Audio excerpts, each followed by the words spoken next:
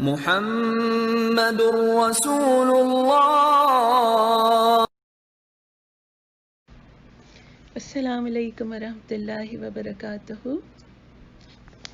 آج انشاءاللہ تعالی ہم 5ویں قسط کر رہے ہیں اور اللہ تعالی ہماری یہ کوشش کو اللہ تعالی اپنی بارگاہ عزت میں قبول کرے اور اس سے ہمیں خیر کثیر حاصل ہو۔ اللہ تعالی ہم سب اللہ تعالیٰ کی محبت میں پیارے رسول صلی اللہ علیہ وسلم کو زیادہ سے زیادہ اچھا جانیں اور ان کی سنتوں پر عمل کرنے والے ہوں، اور ان کا کام جو وہ ہمارے لیے چھوڑ کے گئے دین اسلام کو پر عمل کرنا اور اس کو آگے پہنچانا، اللہ تعالیٰ ہم سے بہترین کام لے، آمین یا رب العالمین۔ رب اشرح لی صدری یسر لی امری واحلل عقدۃ من لسانی یفقہوا قولی۔ اللہم صلی علی محمد وعلی آلہ وبارک وسلم۔ بسم اللہ الرحمن الرحیم۔ تھوڑا سا ریکیپ کر لیتے۔ دادا عبد المطلب کا انتقال ہو گیا تھا۔ ابو طالب جو کہ بہت ہی نیک طبیعت تھے اور آپ سے بہت محبت کرتے تھے، اب آپ ان کی سرپرستی میں آ گئے۔ آپ کے اندر جو غیر معمولی صلاحیتیں اللہ تعالیٰ نے رکھی تھیں وہ عمر کے ساتھ ساتھ بڑھتی جا رہی تھیں اور ظاہر ہوتی تھیں۔ آپ ایک تجارتی سفر پہ بھی اپنے چچا کے ساتھ گئے۔ وہاں پر ایک عیسائی راہب نے آپ کے بارے میں کہا کہ آپ صلی اللہ علیہ وسلم ایک عظیم الشان انسان ہوں گے۔ بچپن سے آپ ہر فضول اور بیکار چیزوں سے اپنے آپ کو دور رکھتے تھے۔ آگے بڑھتے ہیں۔ آپ ماشاءاللہ سے اب آپ کی عمر بڑھتی جا رہی تھی اور ابو طالب وہ آپ کی روزی کی فکر رکھتے، معاشی دوڑ دھوپ میں لگے رہتے کہ ان کا اور بھتیجے کا پیٹ پل سکے اور آسانی سے اولاد کا گزارا ہو سکے، جو اللہ تعالیٰ کے فضل و کرم سے کچھ کم تعداد نہ تھی۔ ایک دن ابو طالب آپ کے پاس آئے اور بولے، بھتیجے تم جانتے ہو کہ اپنی مالی حالت کیا ہے؟ ہماری پریشانیاں بہت بڑھ گئی ہیں۔ خدیجہ رضی اللہ تعالیٰ عنہ دوسروں کو اپنا مال تجارت دے کر تجارت کراتی ہیں، کہو تو تمہارے لیے بات کروں۔ اس وقت آپ کی عمر 23 یا 24 سال تھی۔ آپ نے فرمایا، چچا آپ جو فرمائیں سر آنکھوں پر۔ خدیجہ رضی اللہ تعالیٰ عنہ بہت اونچے گھرانے کی خاتون تھیں۔ ان کا سلسلہ نسب 5ویں پشت میں قصی تک پہنچ کر آپ سے جا ملتا تھا۔ ان کی بنی مخزوم کے 2 رئیسوں سے یکے بعد دیگرے شادی ہوئی۔ وہ دونوں بہت دولت چھوڑ کر دنیا سے رخصت ہو گئے۔ پھر قریش کے بہت سے رئیسوں نے شادی کا پیغام بھیجا مگر ہر ایک کو ٹھکرا دیا۔ اب وہ تنہا رہتی اور اپنے سرمایہ کاروبار میں لگی رہتی، خوب نفع اٹھاتی اور نہایت خوشحالی کی زندگی بسر کرتی۔ ابو طالب پہنچے تو وہ تجارت کے لیے کسی آدمی کی فکر میں تھی۔ ابو طالب نے پوچھا، خدیجہ محمد سے تجارت کرانا پسند کرو گی؟ خدیجہ بولی، آپ کسی ناپسندیدہ اور غیر آدمی کے لیے بھی کہتے جب بھی مجھے انکار نہ ہوتا، یہ تو اپنے آدمی ہے اور وہ بھی امین۔ ابو طالب لوٹ کر آپ کے پاس آئے اور آپ سے مخاطب ہو کر بولے، محمد رسول اللہ صلی اللہ علیہ وسلم، لو اللہ نے روزگار کا انتظام کر دیا۔ شام جانے کے لیے قافلہ تیار ہو گیا، اس میں آپ بھی تھے، آپ کے ساتھ خدیجہ کا غلام میسرہ بھی تھا۔ آپ کے سبھی چچا آپ کو رخصت کرنے آئے۔ ابو طالب آگے آگے تھے۔ ان لوگوں نے جدا ہوتے وقت بڑے پیار سے کہا، اللہ یہ سفر مبارک کرے، تجارت میں خوب برکت دے اور خیریت سے واپس لائے۔ میسرہ کو بھی نصیحت کی، دیکھو میسرہ، محمد کا خیال رکھنا، کوئی تکلیف نہ ہونے دینا۔ قافلہ روانہ ہو گیا۔ راستے میں وہ ساری چیزیں پھر سامنے آتی رہیں جو آپ پہلے سفر میں دیکھ چکے تھے۔ چلتے چلتے قافلہ شام پہنچ گیا اور پھر اسی شہر بصرہ میں ٹھہرا۔ قافلے میں جتنے لوگ تھے سب کی ہمدردیاں اور خیر خواہیاں آپ کو حاصل تھیں۔ آپ بھی ان کے لیے بہترین رفیق سفر اور سراپا خیر و برکت تھے۔ رہا خدیجہ کا غلام میسرہ تو نہ پوچھیے اس کا کیا حال تھا، جیسے وہ آپ کا غلام ہو، بے حد محبت کرتا، ہر وقت خیال رکھتا، آپ کی کسی بات کو نہ ٹالتا۔ جو کچھ سامان ساتھ تھا آپ نے بڑی کامیابی سے تجارت کی، ایک ہوشیار، تجربہ کار اور خوش تدبیر انسان کی طرح۔ پھر کسی کے ہاتھ کچھ بیچا تو بڑی خوش اخلاقی سے، کسی سے کوئی معاملہ کیا تو بڑی ایمانداری سے، کسی سے کچھ تبادلہ کیا تو بڑی دیانتداری سے۔ پھر واپس ہوئے تو خدیجہ رضی اللہ تعالیٰ عنہ نے جو فرمائشیں کی تھیں، جو سامان منگوایا تھا، سب ساتھ لائے۔ کیا کاروبار کی ان مشغولیتوں میں آپ کے معمولات چھوٹ گئے؟ نہیں، آپ اسی طرح تنہائیوں میں بیٹھ کر غور و فکر کرتے رہتے۔ لوگوں کے حالات جدا جدا تھے، ان کے مذاہب مختلف تھے، ان کے عقائد ایک دوسرے سے الگ تھے۔ آپ ہر ایک کو عقل کی ترازو میں تولتے، ان میں کون صحیح ہے، کس حد تک صحیح ہے۔ گھنٹوں بیٹھے اسی غور و فکر میں ڈوبے رہتے۔ جہاں قافلے کا پڑاؤ تھا، اس سے قریب ہی ایک بہت بھاری درخت تھا۔ ایک روز معمول کے مطابق آپ اسی کے نیچے بیٹھے ہوئے تھے۔ میسرہ ادھر ادھر کچھ کام دھام میں مصروف تھا۔ پاس ہی ایک گرجا گھر تھا، اس میں سے ایک راہب نکلا اور میسرہ کے پاس آیا۔ یہ تھا نستور راہب۔ میسرہ یہاں تجارت کی غرض سے ہر سال آتا تھا، اس لیے نستور اس سے خوب واقف تھا۔ وہ بولا، میسرہ تمہارے ساتھ یہ کون ہے؟ میسرہ نے کہا، قریش کا ایک جوان۔ راہب بولا، تم نے اس میں کیا کیا اوصاف دیکھے؟ میسرہ نے جواب دیا، ایمانداری، پاکیزگی اور ستھرائی، نرم مزاجی اور خوش اخلاقی، افکار و خیالات کے سمندر میں اسی طرح غرق رہنا، نگاہ تصورات سے کائنات کا مطالعہ کرنا۔ نستور نے بڑی بےتابی سے پوچھا، اس کی آنکھیں کس قسم کی ہیں؟ میسرہ پہ کچھ گھبراہٹ سی طاری ہوئی اور بولا، آنکھیں سیاہ اور چوڑی ہیں، سفید حصے میں سرخ ڈورے ہیں، پلکیں سیاہ اور باریک ہیں، کچھ بڑی بڑی بھی ہیں اور آنکھوں کا حسن دوبالا کرتی ہیں۔ نستور جو اب آپ کے پاس آنے کے لیے پر تول رہا تھا، وہ بولا، میسرہ جو اس درخت کے نیچے ٹھہرے اور اس میں یہ خوبیاں ہو، وہ نبی ہی ہو سکتا ہے۔ پھر وہ آپ کے پاس آیا اور اس کی قوم میں جو مذاہب رائج تھے، ان کے بارے میں سوالات کرنے لگا۔ وہ چاہتا تھا کہ اس سلسلے میں آپ کے خیالات معلوم ہو اور اندازہ ہو کہ آپ کے دل میں ان مذاہب کا کیا مقام اور کتنا احترام ہے۔ آپ نے ان کی تردید کی اور سب سے بظاہری ظاہر کی۔ خود اس کا مذہب چونکہ عیسائی تھا، اس لیے اب اس کے بارے میں بھی سوال کیا۔ آپ نے اس میں جو اچھائیاں یا برائیاں تھیں، سب بیان کر دیں۔ قافلہ کچھ دنوں بعد مکہ روانہ ہوا، مرہ الزہران پہنچا تو میسرہ نے کہا، محمد صلی اللہ علیہ وسلم لپک کے خدیجہ کے پاس جاؤ اور انہیں کامیابی کی خوشخبری سناؤ۔ چنانچہ آپ اونٹ پر سوار ہو گئے اور دوپہر ہوتے ہوتے مکہ پہنچ گئے۔ خدیجہ اس وقت بالا خانے میں تھیں اور ٹھنڈی ٹھنڈی ہواؤں کے مزے لے رہی تھیں۔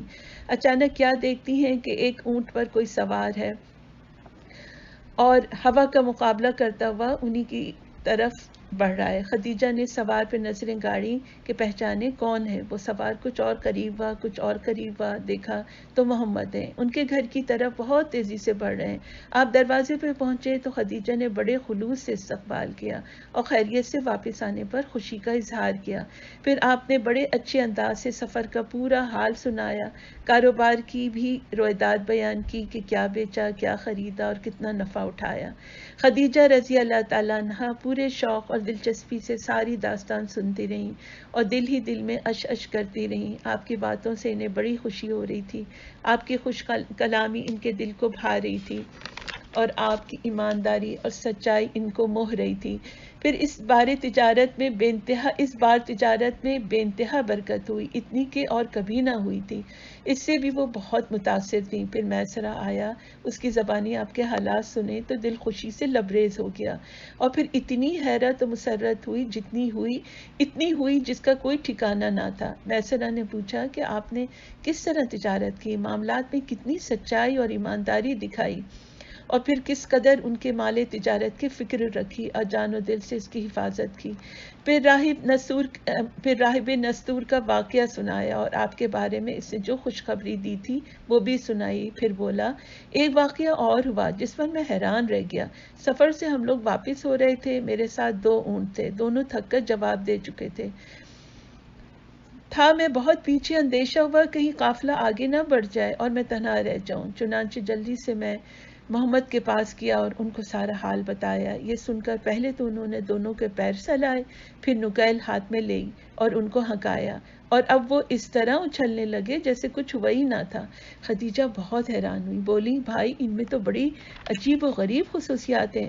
اب ناممکن تھا کہ خدیجہ کسی وقت بھی آپ کو بھول جائیں یا ان کے ذہن سے آپ اتر جائیں۔ جہاں ہوتی آپ ہی کا ذکر کرتی اور جس سے ملتی آپ ہی کے گن گاتی۔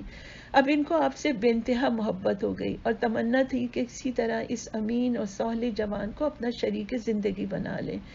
خدیجہ کو اس کی فکر ہوئی، تمنا ہوئی، پھر ایک تڑپ بن گئی۔ یہی خدیجہ رضی اللہ تعالیٰ عنہ تھیں، ہاں یہی خدیجہ جن کو قریش کے بڑے بڑے رئیسوں نے نکاح کا پیغام بھیجا تھا اور انہوں نے ہر ایک کو ٹھکرا دیا تھا، ہاں ٹھکرا دیا تھا اور لاپرواہی سے رخ پھیر لیا تھا، مگر اس وقت یہ خواہش اتنی بڑی کہ خدیجہ اس کو راز نہ رکھ سکیں اور قریبی عورتوں سے بھی کہہ بیٹھی۔ ان میں ایک خاتون نفیسہ بنت علیہ تھی، وہ بولی خدیجہ کیا حرج ہے، امین سے نکاح کر لو۔ خدیجہ نے کہا اس کی کیا شکل ہوگی؟ نفیسہ نے جواب دیا میں اس کی ذمہ دار ہوں۔ پھر وہ آپ کے پاس آئیں اور بولی محمد نکاح کیوں نہیں کر لیتے؟ آپ نے فرمایا میرے پاس ہے کیا جو کر لوں؟ وہ بولی اچھا بتاؤ۔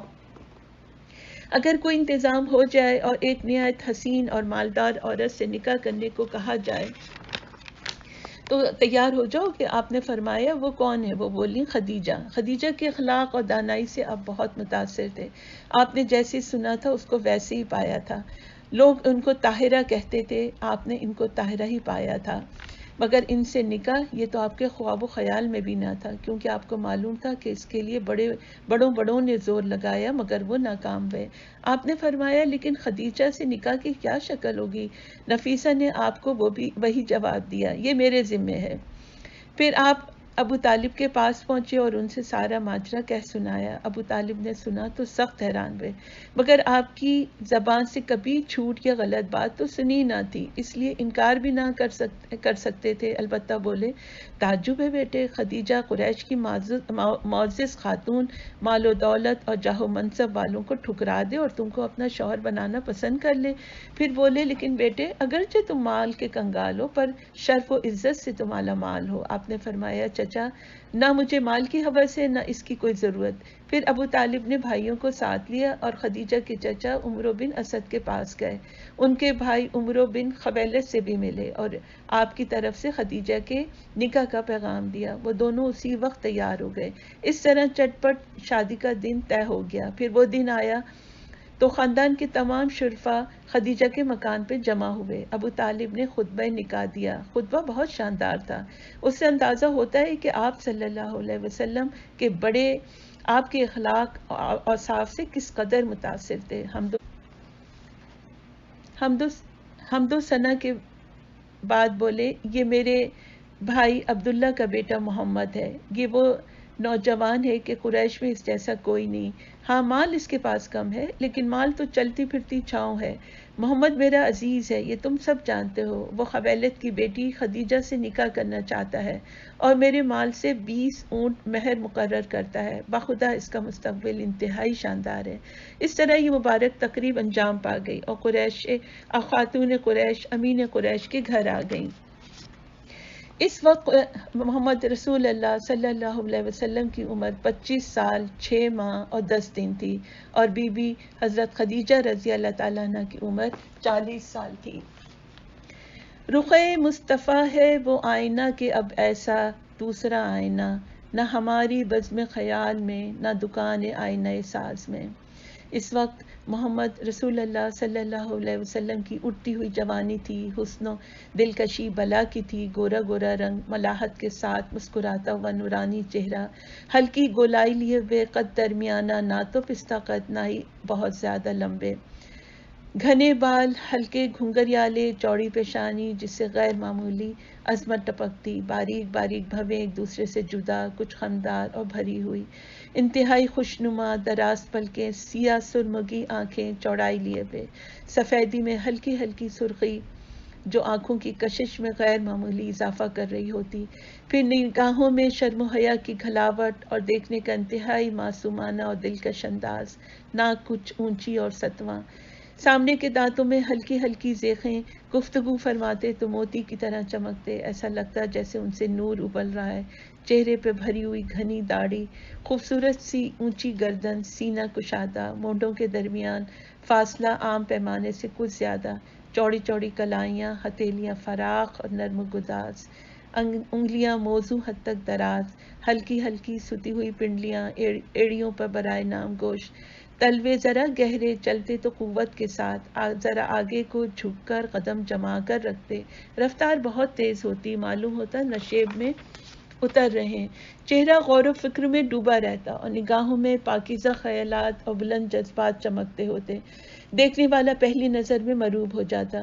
خدیجہ رضی اللہ تعالیٰ عنہ کے ساتھ آپ کی زندگی انتہائی پرلطف تھی، ان کی رفاقت آپ کے لیے راحت ہی راحت تھی۔ وہ ایک نہایت ہوشیار، تجربے کار اور سمجھدار خاتون تھیں۔ انہوں نے آپ کی طبیعت اور مزاج کو، آپ کی پسند اور ناپسند کو خوب پہچان لیا اور ہمیشہ اس کا پورا خیال رکھا۔ آپ کے جذبات اور رجحانات کو، آپ کی امنگوں اور دلچسپیوں کو اچھی طرح سمجھ لیا اور ان کے سلسلے میں آپ کے ساتھ پورا تعاون کیا اور ہر طرح سے سہولتیں پہنچانے کے لیے کمر بستہ رہیں۔ آپ کے رجحانات کیا تھے؟ سدا سچ بولنا، ہر کام ایمانداری سے کرنا، ہنگاموں سے بچنا، شور و غل کی محفلوں سے دور رہنا اور تنہائی میں بیٹھ کر غور و فکر کرنا۔ خدیجہ رضی اللہ تعالیٰ عنہ نے ان ساری باتوں کا خیال رکھا، چنانچہ آپ کے معمولات پر کوئی اثر نہیں پڑا۔ آپ اب بھی اسی طرح وسیع اور روح پرور فضاؤں میں نکل جاتے اور بکریوں کی رکھوالی بھی نہ کرنی ہوتی، اس لیے اور زیادہ یکسوئی اور اطمینان رہتا۔ جب تک کہ چاہتے غور و فکر کرتے، مناظر فطرت کا مشاہدہ کرتے، اس طرح گویا آپ فطرت کی رہنمائی میں اپنے دادا ابراہیم علیہ السلام کے نقش قدم پہ چل رہے تھے اور علم و عرفان اور ایمان و یقین کی منزلیں طے کر رہے تھے۔ آج یہیں تک، انشاءاللہ تعالیٰ اس سے آگے ہم اگلی قسمیں پڑھیں گے، لیکن اس سے پہلے کہ میں ختم کروں، میں آپ سے ایک بات شیئر کرنا چاہ رہی تھی جس کے بارے میں آج کل میں بہت میرے ذہن میں رہتا ہے، اکثر و بیشتر میں اس کے بارے میں سوچتی رہتی ہوں کہ سوتے میں مرے ہوئے لوگوں کو مختلف حالتوں میں دیکھنا، جیسے پچھلے دنوں یعنی کچھ ہفتے پہلے میں نے اپنے والد کو، اس سے پہلے بھی ویسے کئی دفعہ ان کو الحمدللہ خواب میں دیکھا اور ہمیشہ اللہ کا لاکھ شکر احسان ہے، اچھی حالت میں دیکھا۔ اور ابھی جو آخری دفعہ میں نے ان کو دیکھا تو کہ وہ ایک بہت ہی خوبصورت لباس میں ہیں اور لوگ بھی ان کے ساتھ میں نے دیکھا، ان کے ساتھ جو لوگ تھے، لیکن میرے والد جو تھے وہ ان میں سب سے نمایاں ہو رہے تھے اپنے لباس کی وجہ سے، الحمدللہ رب العالمین۔ اتفاق کی بات یہ ہوئی کہ چند دنوں بعد ہی میں نے کسی میں اسکالر کو سن رہی تھی تو انہوں نے بتایا کہ ہم خواب میں جس کو بھی، یعنی کوئی شخص فوت ہو چکا ہے اور ہم اس کو خواب میں جس حالت میں دیکھتے ہیں تو وہ اللہ تعالیٰ کے یہاں اسی حالت میں ہوتے ہیں۔ ظاہر ہے مجھے یہ سن کر اور بھی زیادہ خوشی ہوئی، لیکن میں یہ سوچ رہی تھی کہ اللہ تعالیٰ کا کوئی کام حکمت سے خالی نہیں ہوتا۔ اللہ تعالیٰ جو ہمیں مرے ہوئے لوگوں کو خواب میں دکھاتے ہیں، کسی کو بہت اچھی حالت میں تو کسی کو ہم اچھی حالت میں نہیں بھی دیکھتے، تو میں سوچنے لگی اس میں اللہ کی کیا مصلحت ہوگی۔ تو میری سمجھ میں آیا کہ یہ دراصل ایک کائنڈ آف موٹیویشن بھی ہو سکتا ہے کہ ہم غور کریں کہ وہ جو جن کو ہم نے دیکھا اچھی حالت میں، ان کی زندگی کیسی تھی اور انہوں نے کیسی زندگی گزاری، ہم ان کو کس حد تک جانتے ہیں اس کے مطابق، لیکن وہ تو میرے والد تھے تو ظاہر سی بات ہے۔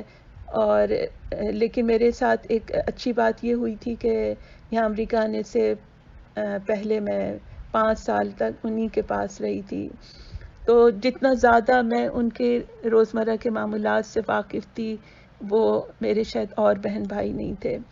میرے والد شروع سے ایک بہت سادہ انسان تھے، ان کے اندر کوئی بہت زیادہ دنیاوی چالاکیاں اور ہوشیاریاں نہیں تھیں اور بہت سادہ ان کا طرز زندگی تھا، بس ضرورت کی بھر کی چیزیں اپنے لیے رکھتے تھے، باقی کسی نہ کسی ضرورت مند کو ایسے دے دیتے تھے کسی کو پتہ بھی نہیں چلتا تھا۔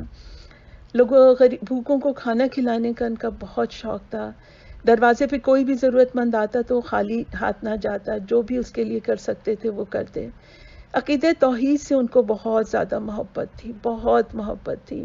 اللہ تعالیٰ کی ذات، صفات اور اختیارات میں کسی کو بھی شریک نہ کرنا، یہ ان کا سب سے زیادہ ان کا جس میں وہ بہت احتیاط کرتے تھے، اور جو بھی گھر آتا، ہمارے کوئی رشتہ دار ہوں، محلے والے ہوں، کوئی بھی، اس سے ان کا ضروری تھا کہ وہ توحید کے حق میں اور شرک کے رد میں بات ضرور کرتے۔